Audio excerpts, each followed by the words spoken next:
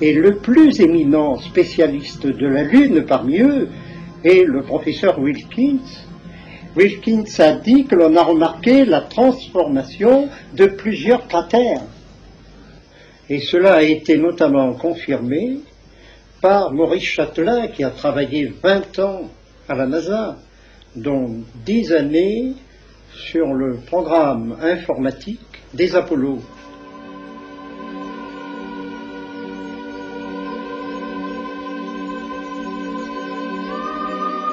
Il dit en substance que l'on a vu des lumières énormes sur la Lune,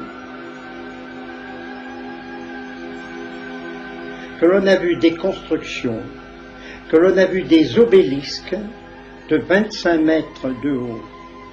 Deuxièmement, sur d'autres cratères beaucoup plus actifs que ceux du site d'Apollo 11, on a souvent prétexté des pannes de caméra, des oublis de pellicules photographiques. Et tout cela vous explique ce que l'on cache au public. Okay, Neil, we can see you coming down the ladder now. Neil, we can see you coming. I'm at the foot of the ladder and step off the limb now. Mais Maurice Chatelain sait que la NASA a caché beaucoup de choses, mais il ne pouvait pas le dire auparavant, car il était encore en activité.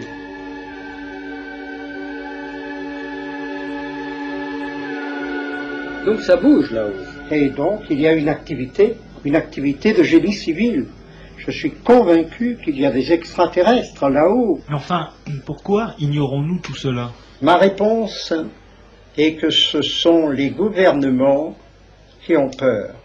Car la réponse des gouvernements est l'inverse.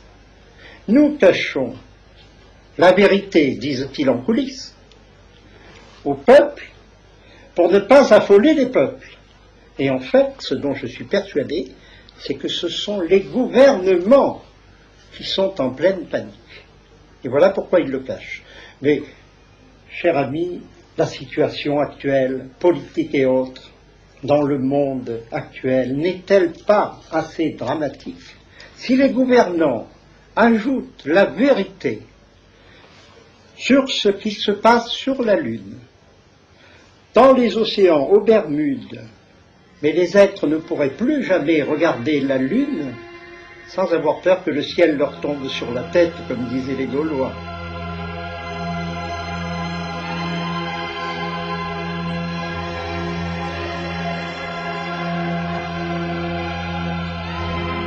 Nous sommes au seuil de 20 années de bouleversements de toutes sortes, géologiques, humains, psychologiques, sociaux, moraux, etc. Même si la prédiction de Nostradamus, 1999, 7e mois, du ciel viendra un grand roi des frayeurs, se réalise, ce ne sera que pour le bien de l'humanité. Ce sera peut-être la mise en tutelle de l'humanité, mais quand on met en tutelle un enfant inconscient, ce n'est pas développé des photos d'un ovni lors d'une opération secrète pour le compte du NORAD en 1969.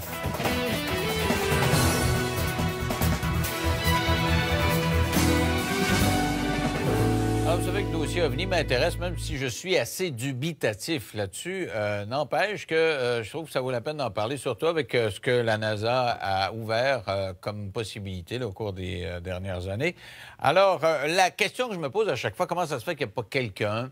Il y a un astronaute qui a parlé un petit peu. Il y a quelques militaires qui l'ont fait, mais pas nombreux. Ils sont pas nombreux.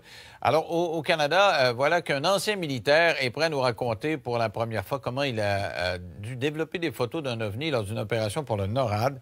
Donc, les autorités militaires était au courant de certaines présences OVNI, d'après lui, puisqu'on lui a demandé une mission à cet égard-là. Alors, il est dans nos studios de Québec. Il s'agit de Pierre, qui est accompagné de Jean Cazot, vous connaissez tous, qui est ufologue. Et Jean, bonsoir, d'abord. Allô, bonsoir. Et Pierre, bonsoir. Bonsoir. Alors, Jean, tu nous le présentes, c'est un de tes amis. En fait, dans les années 60, quand je dirigeais mon organisation ufologique, la SRPM, Pierre est venu se joindre à moi. On a fait des choses ensemble. Il était photographe à ce moment-là.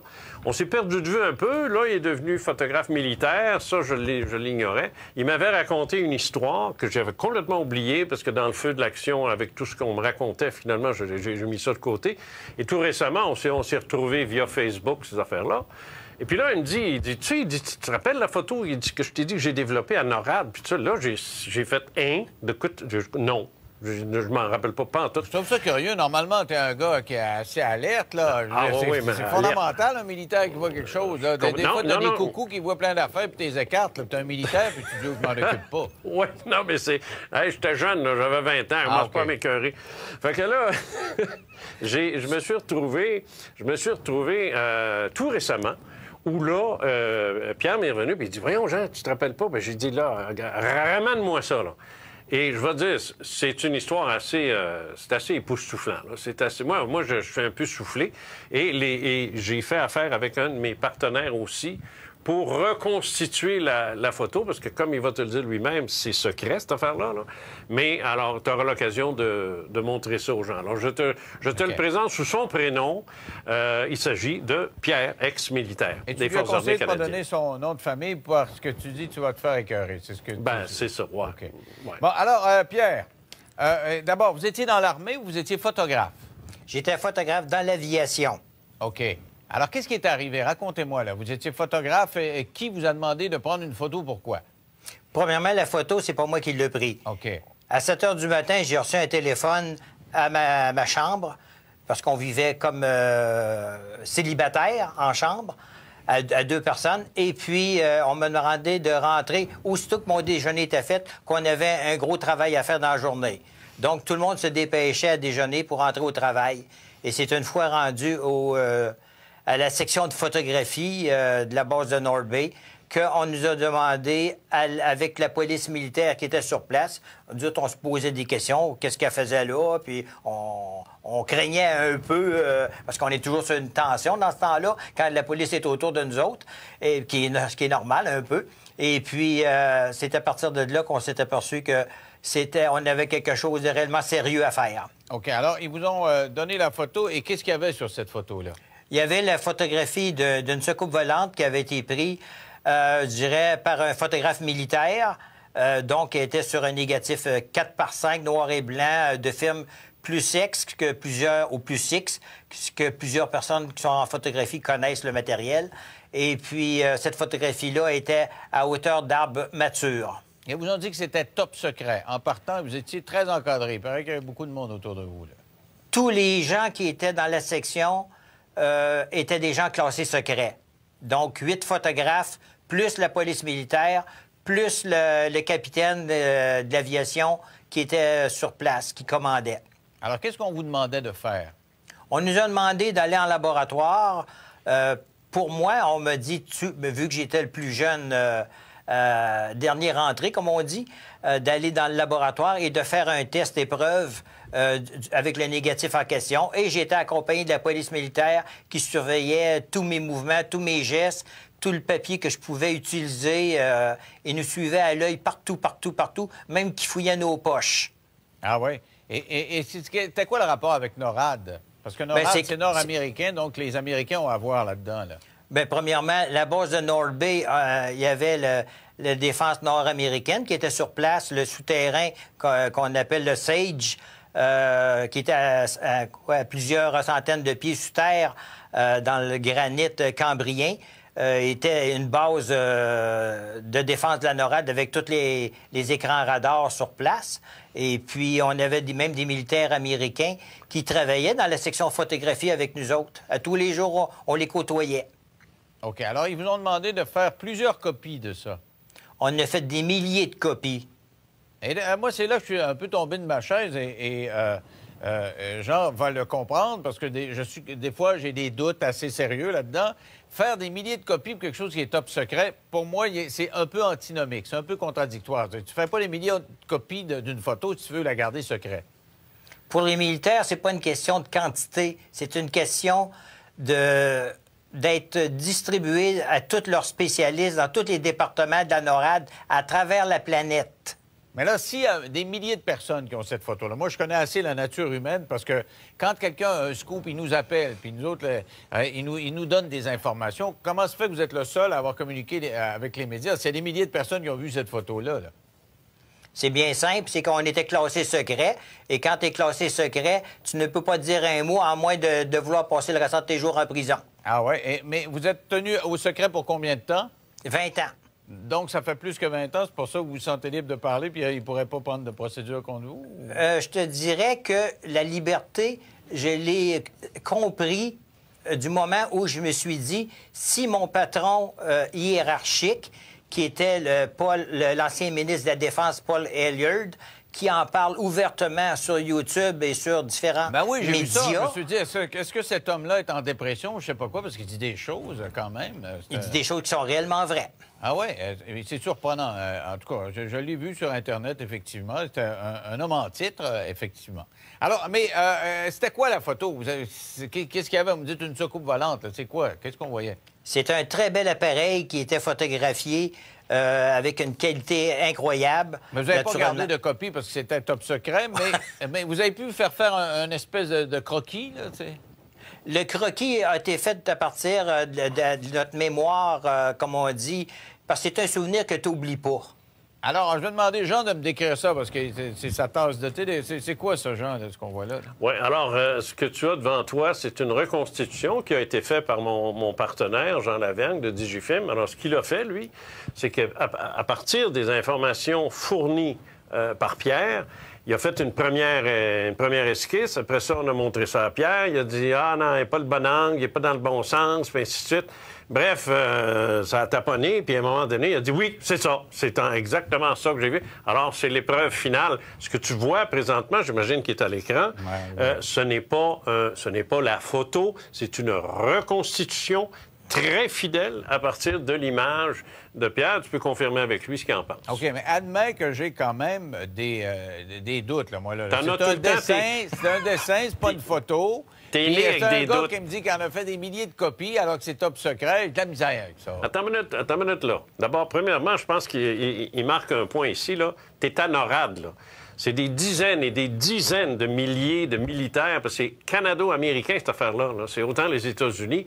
C'est un réseau de surveillance. Et si tu regardes bien dans la dénomination de la base et de la définition de tâche de NORAD, surveiller tout vaisseau aérien et ainsi de suite. Alors, je dis, ça rentre en plein dans leur cahier de charge d'avoir sous les yeux l'appareil en question. Et j'imagine que ceux qui ont eu... Ça, je comprends. Mais c'est le secret avec des milliers de copies de la musique. On va faire une pause. Au retour, tu fais un lien, toi, avec un cas dont tu as déjà parlé dans tes livres, dont tu m'as déjà parlé. Oui. On va essayer de comprendre après la pause en 3 minutes. Avec moi, Jean Cazot, qui est accompagné de son ami Pierre, un ex-militaire qui était photographe dans des installations de NORAD et qui dit avoir fait des copies d'une photo qui avait été prise éventuellement par un photographe militaire d'une soucoupe volante.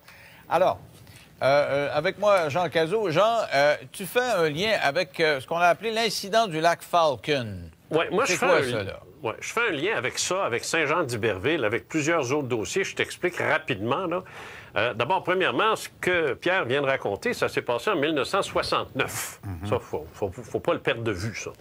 Alors, dans ces années-là, moi, les cas que je ramassais, les cas que j'étudiais, parce que j'étais en plein dans ça, là, moi, je commençais ma carrière, là, ce qui est intéressant, puis ce qui m'a frappé, c'est la description que les gens faisaient de leur ovni ou de leur objet, et qui est tout à fait similaire à ça, incluant les 3 pods qui sont en dessous.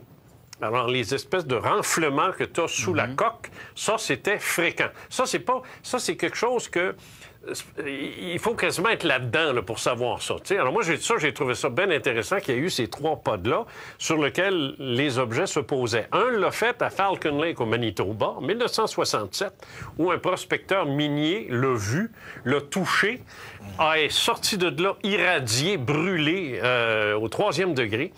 Ça a été toute une histoire. C'est d'ailleurs la seule histoire d'OVNI qui s'est retrouvé à la Chambre des communes versus Léo Cadieux, qui, plus tard, est devenu gouverneur général. Il a même essayé, en tant que gouverneur général, d'en savoir plus. Ça a été impossible. C'est pour te dire jusqu'à quel point Pierre avait raison quand il parlait du secret. On dit qu'il aurait été brûlé. Là, on voit des cicatrices sur son corps, là, et qu'il y aurait eu des traces de feu. Mais moi, je regardais un petit peu là, sur Internet.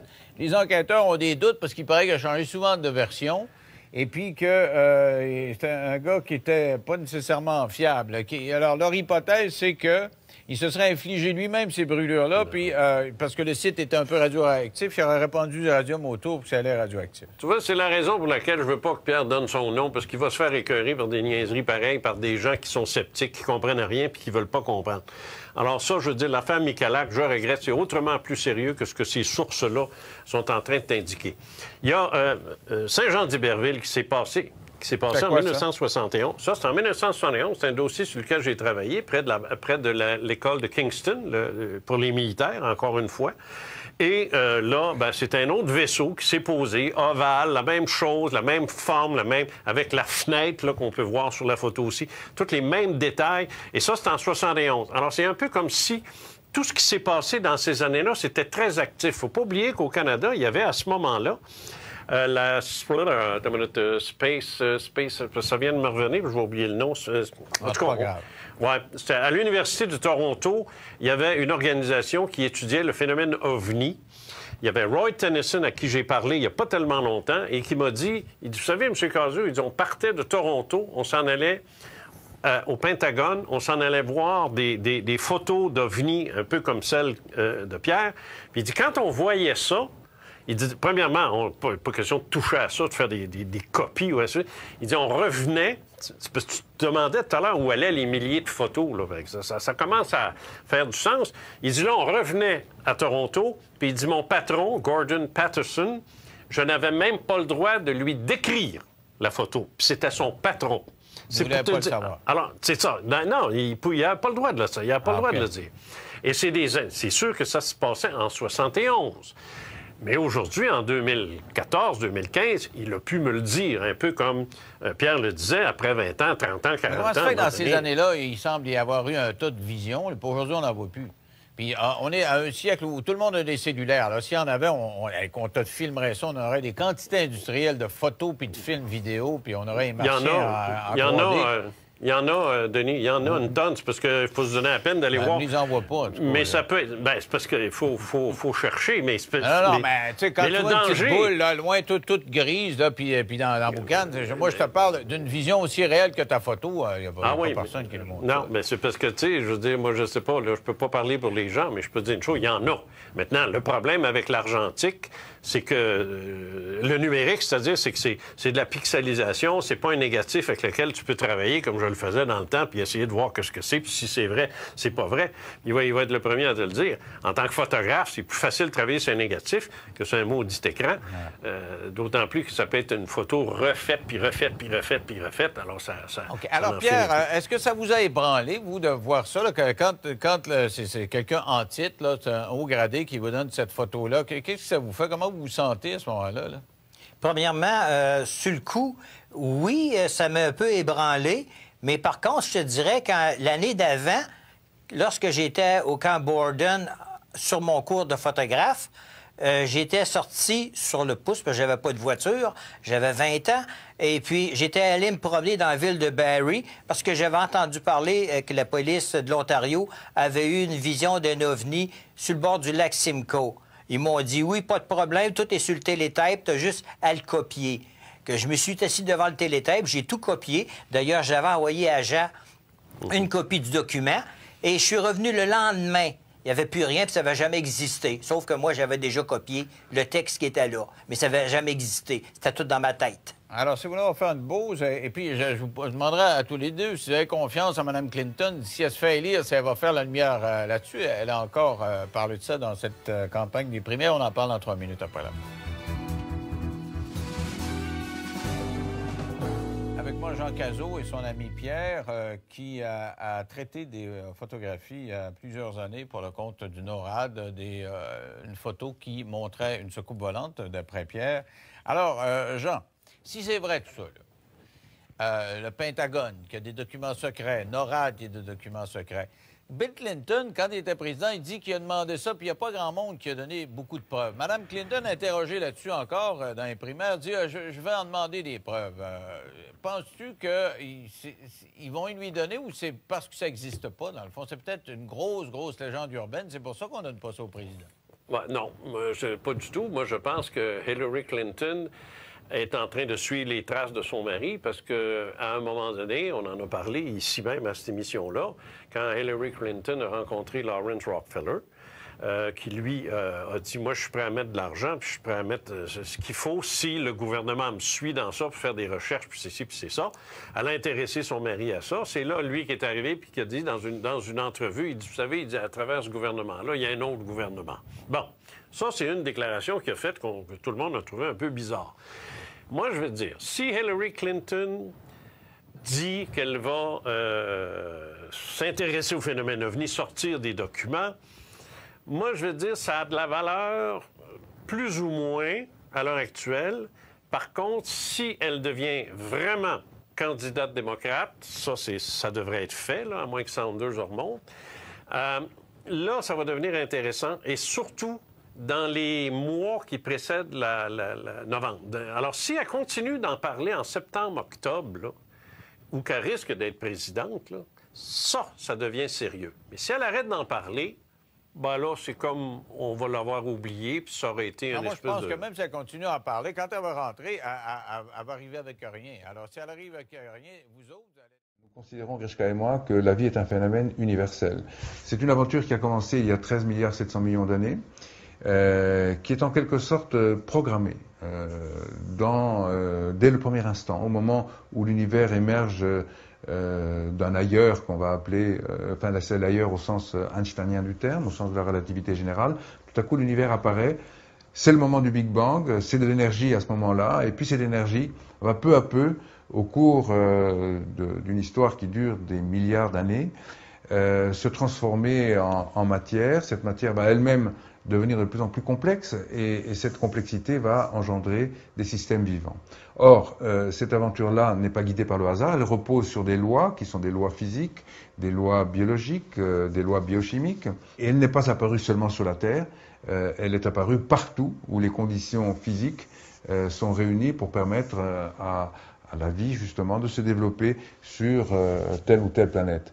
Donc, nous ne sommes pas seuls dans l'univers, non, ça c'est une certitude, et je pense que nous en aurons même la confirmation expérimentale entre les 3 et 5 ans qui viennent. Donc c'est vraiment, on est très très proche maintenant d'une observation qui nous permettra de dire à coup sûr, oui, la vie existe ailleurs, et elle a probablement évolué vers des êtres intelligents, aussi intelligents, sinon plus, que l'espèce qui peuple la Terre aujourd'hui. Ce mur de lumière, lui, qui est situé à 380 000 ans après le Big Bang, ce mur de lumière-là nous interdit d'aller jusqu'au Big Bang lui-même. Planck aura pour objectif de regarder à travers, d'une certaine manière, bien que le mot soit faux, mais c'est une métaphore qui permet de comprendre que sa mission sera de percer, d'une certaine manière, cette surface pour aller jusqu'au moment du Big Bang. Et là, pour recomposer les premiers instants de l'univers. C'est pas Planck qui nous permet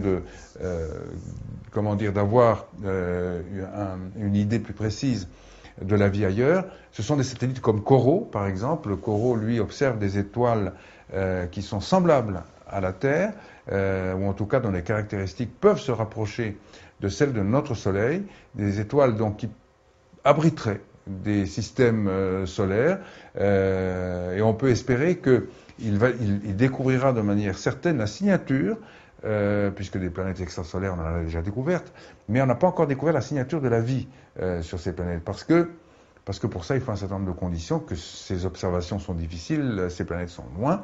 Donc, il nous faudra, raffiner encore les observations qui sont faites autour de ces soleils potentiellement possibles ou compatibles avec la vie.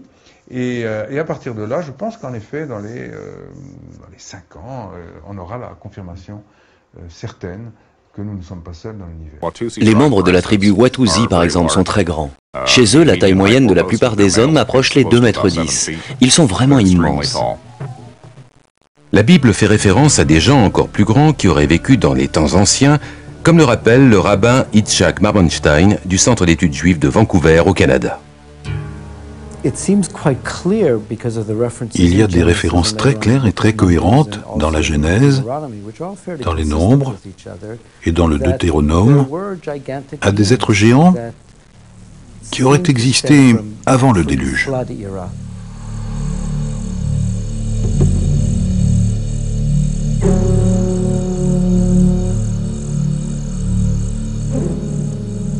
Est-il possible que les conditions environnementales du passé aient pu favoriser le développement de géants? Nous savons bien sûr, d'après des éléments fossiles, que certaines espèces, comme les dinosaures, pouvaient se développer jusqu'à atteindre une taille considérable. Carl Baugh, archéologue, est partisan de cette théorie, séduisante mais très controversée. L'optimisation génétique est la manifestation de ce que l'organisme possède de mieux au niveau de l'ADN et qu'il peut exprimer pleinement en raison de conditions atmosphériques favorables. Sur la base des éléments fossiles dont nous disposons, on sait aujourd'hui que des arbres tels que les séquoias géants de Californie avaient une croissance très supérieure à celle qu'ils connaissent actuellement. Une théorie explique ce phénomène en suggérant que les conditions environnementales d'un lointain passé étaient propices à une croissance exceptionnelle.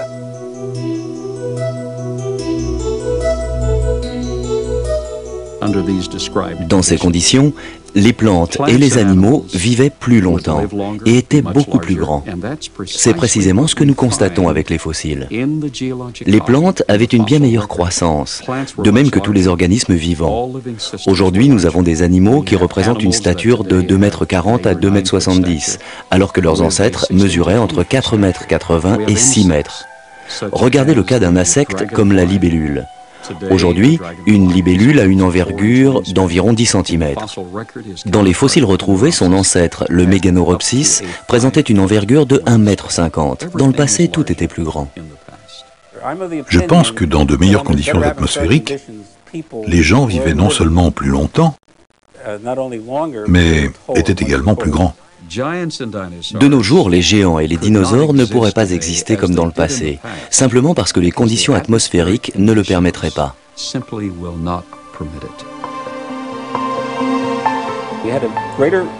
À l'époque qui a précédé le déluge, la couche d'ozone était plus importante.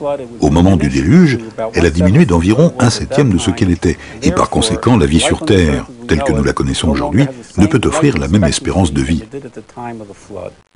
La diminution de la couche d'ozone se traduit par une protection moins efficace contre les rayonnements ionisants venant de l'espace. Et cela concerne également les plantes et les animaux. Je m'intéresse aux conditions originales de la Terre. Et après 35 ans de recherche dans ce domaine, j'ai tenté de reconstruire le contexte initial. Pour ce faire, j'ai demandé à nos ingénieurs de construire une biosphère permettant de doubler la pression atmosphérique, d'augmenter l'énergie électromagnétique, ainsi que le taux d'oxygène, sans aller jusqu'à la toxicité, afin d'éliminer les rayonnements ultraviolets et autres. Les expériences que nous avons menées se sont révélées très intéressantes.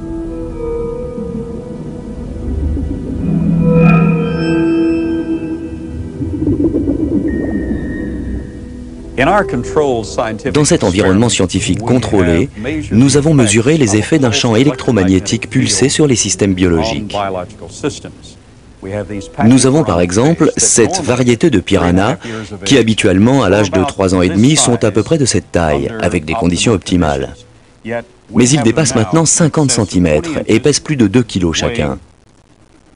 Dans cet environnement contrôlé, nous avons donc réussi à produire du gigantisme à une vitesse accélérée.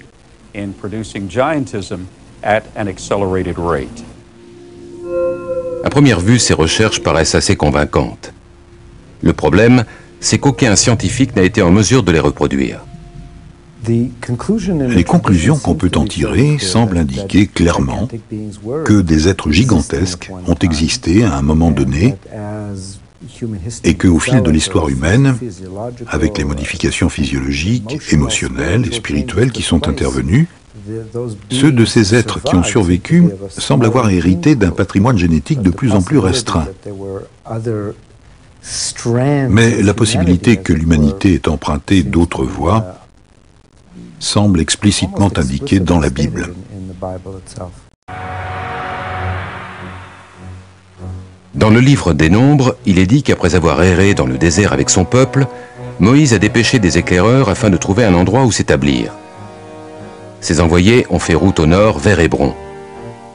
À leur retour, ils déclareront « Tous les gens que nous avons vus étaient des hommes de grande taille. Nous nous voyons comme des sauterelles et c'est bien ainsi qu'eux-mêmes nous voyaient. »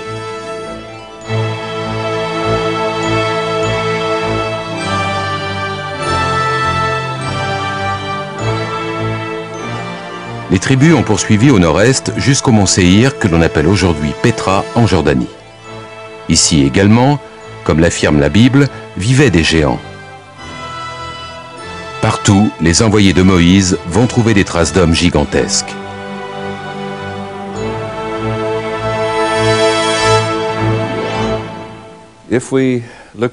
Si nous regardons ce que disent les Écritures, en ces jours, les géants étaient sur la terre, et que nous prenons cela dans un sens littéral et non pas dans l'acceptation symbolique d'hommes puissants et dotés d'aptitudes exceptionnelles, nous pouvons en déduire que les premiers hommes étaient des géants.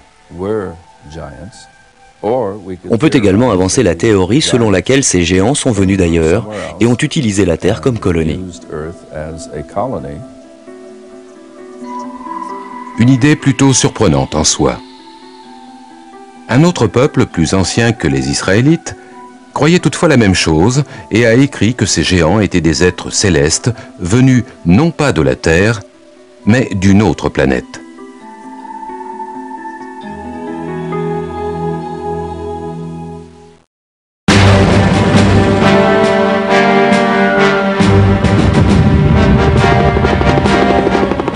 Nous sommes ici en Irak, un pays qui a beaucoup souffert de la guerre. Dans un lointain passé, plusieurs grandes civilisations ont fleuri dans cette région du Proche-Orient. L'une d'entre elles, Babylone, est entrée dans la légende pour sa richesse et sa splendeur.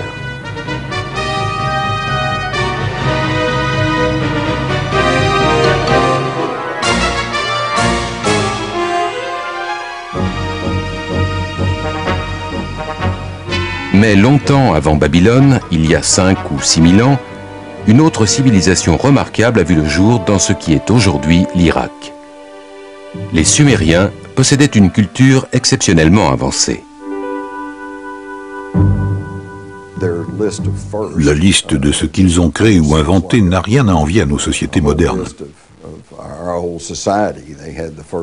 Ils ont mis en place le premier système politique à 2 assemblées, le premier système scolaire, et l'on pourrait citer des tas d'autres choses. Il faut donc se demander où ont-ils pris toutes ces idées. Je pense qu'il faut se tourner vers les anciens Sumériens eux-mêmes et écouter attentivement ce qu'ils ont à nous dire, et qu'ils ont répété à maintes reprises. À savoir que leur civilisation leur avait été enseignée par des êtres descendus sur terre depuis le ciel. Ils les appelaient Anunnaki. Dans le ciel. C'est faux. Ce qu'il a vu, c'était une aile delta, presque comme un avion furtif. L'appareil qui s'est écrasé à Roswell n'était pas une soucoupe volante, c'était un croissant volant. Les ailes volantes d'aujourd'hui sont les descendantes directes de l'aile volante modifiée qui s'est écrasée à Roswell. Dans une aile volante, le fuselage et les ailes ne forment qu'une seule pièce, créant ainsi un avion uniforme. Même si elles ont une portance supérieure et une moindre consommation de carburant, l'histoire a prouvé qu'elles étaient difficiles à manœuvrer. En 1944, les Allemands produisent une aile volante à réaction, mais la pression de la guerre a empêché ses créateurs de corriger les nombreuses difficultés techniques. L'armée de l'air américaine avait un projet d'aile volante, mais il a été arrêté en 1948 quand le crash d'un vol-test a tué 2 pilotes et 3 ingénieurs. Les technologies tirées du crash de Roswell sont-elles à l'origine de l'amélioration de l'aile volante? Si les ovnis existent et que leur technologie est en avance sur la nôtre de plusieurs milliers d'années, je ne suis pas sûr que nous pouvons la comprendre.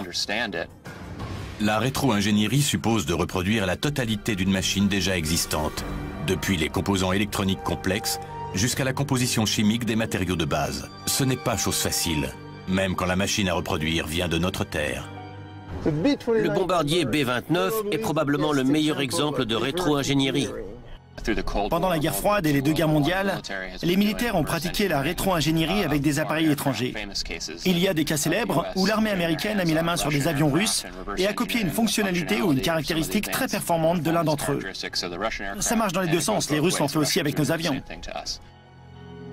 Il est certain que les armées utilisent souvent la rétro-ingénierie avec les appareils d'autres pays. Pourrait-il appliquer la même technique à des objets qui n'appartiennent pas à notre monde? Staline avait donné l'ordre de ramener un B-29 et de le reconstruire à l'identique. 31 juillet 1944. Un bombardier B-29 a des problèmes de moteur et est forcé de se poser à Vladivostok en Russie. Plus tard, 2 autres B-29 effectuent aussi un atterrissage d'urgence en Russie. Un autre appareil s'écrase en Sibérie. Les 4 avions sont conservés par les soviétiques et leur rétro-ingénierie donne naissance au Tupolev Tu-4. Les Russes ont reçu l'ordre de reconstruire le B-29 boulon par boulon. Ça représentait 105 000 pièces. Ironiquement, ce n'est pas toujours la machinerie la plus complexe qui est la plus difficile à reproduire. Les Russes n'ont pas réussi à tout reproduire. Avec le B-29, les Russes ont eu du mal à ne faire ne serait-ce qu'un petit pas en avant. Imaginez un ovni qui soit si incroyablement avancé, si sophistiqué, venu d'une civilisation qui est peut-être à des milliers d'années de nous en matière de technologie. On pourrait peut-être reproduire la géométrie des composants, mais qu'on comprenne la physique fondamentale qui se cache derrière, ça me paraît peu probable. L'affirmation que le gouvernement américain est activement engagé dans la rétro-ingénierie de vaisseaux extraterrestres a toujours été très controversée. Mais récemment, de nouveaux documents sont apparus, de prétendues preuves photographiques et écrites de la rétro-ingénierie de technologies extraterrestres. Des preuves, enfin, ou quelque chose d'autre?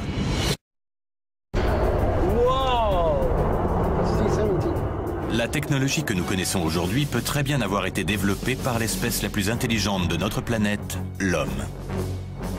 Mais l'hypothèse que nous avons utilisé la rétro-ingénierie pour certaines technologies extraterrestres continue d'en intriguer plus d'un.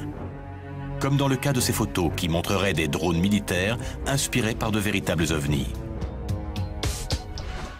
James Carrion, directeur du MUFON, a remarqué des similitudes frappantes entre les photos du soi-disant drone et un célèbre crash d'ovnis survenu en Pennsylvanie. 9 décembre 1965. Des milliers de gens dans 6 États et à Ontario, au Canada, racontent avoir vu une boule de feu traverser le ciel.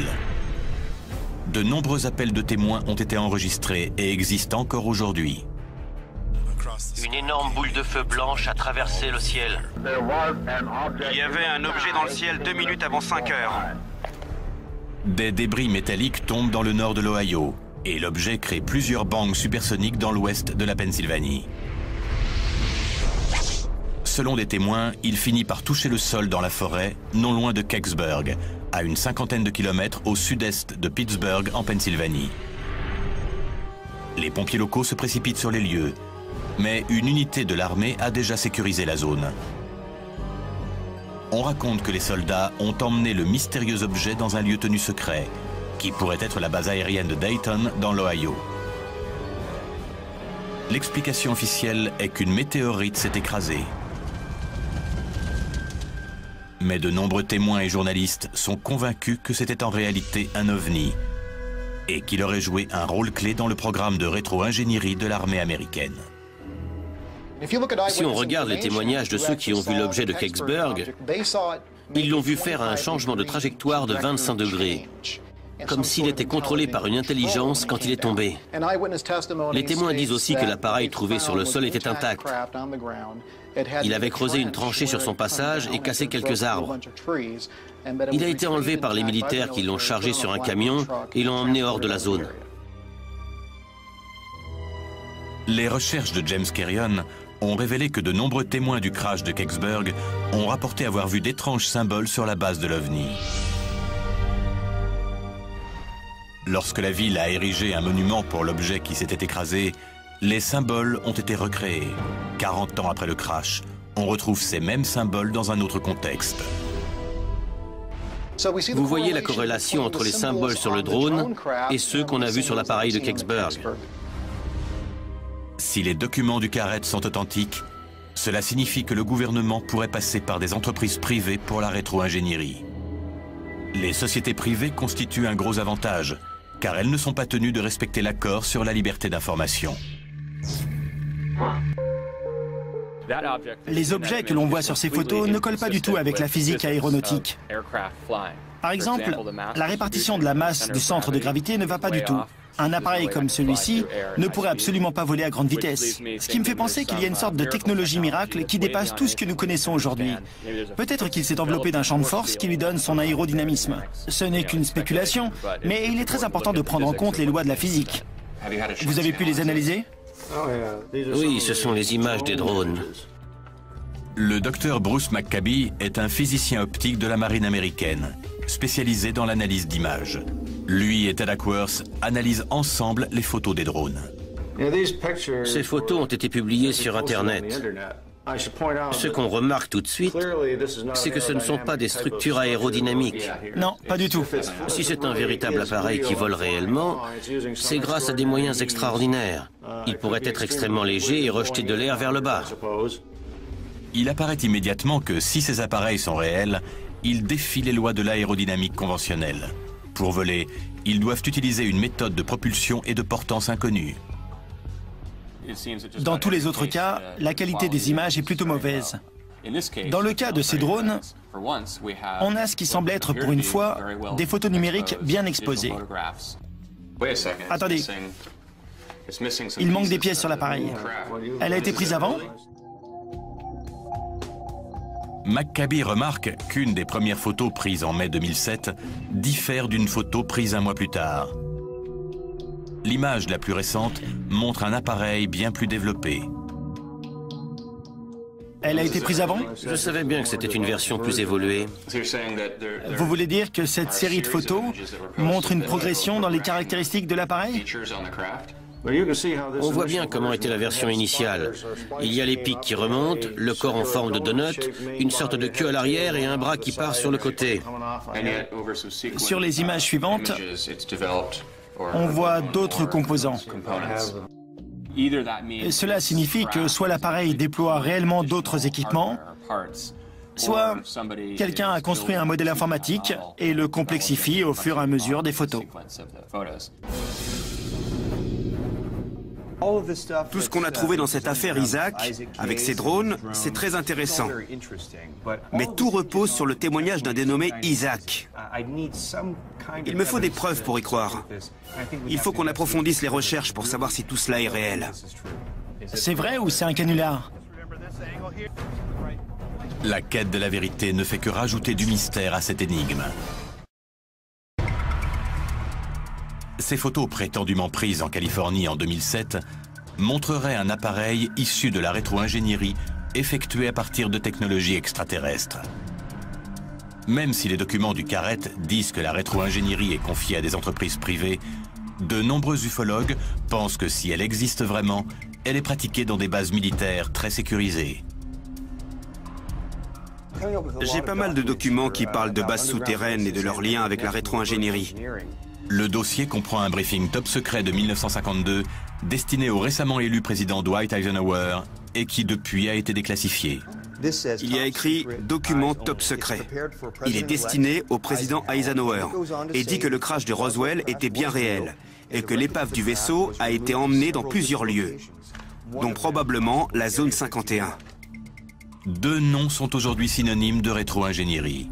Dulce Mesa au Nouveau-Mexique et la zone 51. De nombreux scientifiques et ingénieurs qui ont travaillé sur la zone 51 ont rapporté une activité suspecte sur le site. Robert Lazar a prétendument fait partie des gens à qui on a demandé de venir dans la zone 51 pour donner leur avis sur la façon de reproduire par rétro-ingénierie les systèmes de propulsion de tous les vaisseaux conservés là-bas. Robert Lazar réapparaît au début des années 1990. Il affirme avoir travaillé comme ingénieur pour la rétro-ingénierie dans la zone 51 sur des vaisseaux extraterrestres capturés. J'ai là l'histoire d'un Bill Wouse, ingénieur en mécanique à la retraite de Las Vegas, qui dit qu'il a travaillé avec une EBE, une entité biologique extraterrestre. Entité biologique extraterrestre, c'est ça. On prétend qu'il existe une autre base impliquée dans la rétro-ingénierie sous la ville de Dulce, au Nouveau-Mexique. Dulce est une base militaire très secrète située sous terre. Selon les ingénieurs miniers de l'armée américaine, cette zone est celle qui comporte le plus de tunnels au monde. Depuis les années 1940, on a creusé des tunnels dans ces États. Dulce est l'un d'entre eux. Je sais qu'il y a des bases souterraines enfouies très profondes pour être protégées, par exemple, d'une attaque nucléaire. Mais est-ce que c'est dans ces bases qu'on fait de la rétro-ingénierie? Je n'en suis pas sûr. Un sujet entouré d'un tel secret est une cible de choix pour les auteurs de canulars. Et les possibilités de modification des images numériques rendent leur tâche encore plus facile. Ce qui ne veut pas dire pour autant que ces photos sont fausses. Ted a rendez-vous avec un spécialiste de l'image numérique, Phil Crescenzo, dans son atelier d'Agoura, en Californie. Ils vont analyser les photos du drone. On dirait que la lumière qui éclaire cet objet vient de cette direction. Je ne suis pas sûr que ce soit la même que celle du poteau téléphonique. Je dirais que c'est trompeur. Phil remarque que les photos montrent tout l'appareil venant ou allant vers une zone boisée. Mais il ne passe jamais par-dessus. Aucune de ces photos ne montre le vaisseau derrière les arbres. Quelqu'un qui voit un truc comme ça le prend en photo en continu. Et il y en a forcément une ou deux avec plus de feuillage. Il est beaucoup plus facile d'intégrer un élément quand on a toutes ces lignes droites que si on essaie par exemple de le mettre derrière des feuilles. Dans toute la série, il n'y en a pas une où le vaisseau est derrière quelque chose. Soit c'est un montage très bien fait, soit c'est une vraie photo. Du coup, je me demande ce qu'il faut pour créer ce genre de photo. Tu te souviens le cadre que je t'ai montré? Le voilà. Je l'ai pris hier. J'ai laissé un joli trou au milieu pour pouvoir rajouter quelque chose. J'ai estimé rapidement la lumière dans ce plan et j'ai fait un rendu 3D d'un objet. Si je le pose simplement au milieu, ça donne une image un peu artificielle. Pour moi, on voit bien que l'objet est juste collé dessus. C'est ça. D'abord, je vais rajouter un peu de flou dû au mouvement. Même les objets qui se déplacent très lentement sont toujours un peu floutés avec le mouvement. Est-ce qu'il y a ce flou sur les photos du drone? J'ai l'impression que c'est ce qui manque quand je regarde ces photos. Un peu de flou. Je ne vois ni rotation ni flou dû au mouvement. On dirait qu'il est stationnaire, mais ça ne colle pas avec le fait qu'il passe par-dessus les fils électriques et d'autres éléments du décor. Maintenant, tout ce qu'il reste à faire, c'est d'appliquer le grain de l'arrière-plan sur le vaisseau. Regarde ça. C'est beaucoup mieux une fois que tu as rajouté les effets. Exactement. C'est impressionnant. Tu as réussi à me convaincre à 99% qu'il y a un ovni dans ton jardin. Donc quelqu'un qui a plus de temps pourrait créer une image encore plus convaincante. Après toute cette analyse, est-ce que tu peux dire si c'est une vraie photo ou pas? J'aurais tendance à dire que c'est une image créée par ordinateur. Au final, on n'a pas pu prouver que les photos étaient truquées. Mais on n'a pas pu prouver non plus qu'elles sont vraies. Je ne crois pas que ce soit possible. Dans tous les cas, je ne me laisserai pas convaincre que c'est un vrai ovni, simplement par une série de photos. Si les photos et les documents du Carrette sont truqués, elles sont extrêmement bien réalisées. Quelqu'un aurait passé des heures à créer et à améliorer ces documents. Mais pourquoi? Pourquoi tous les témoins restent anonymes? Personne ne s'est identifié. Personne ne nous a dit « c'est moi qui ai pris ces photos ». Donc ce sera un énorme canular? Il faut lire entre les lignes.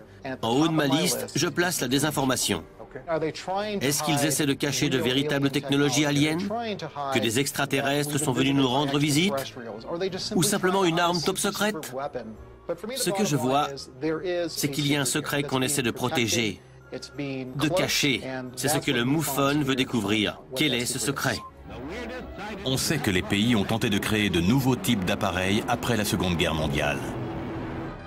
Dans les années 1950, plutôt que de procéder par rétro-ingénierie sur la technologie alien, beaucoup ont créé leur propre technologie.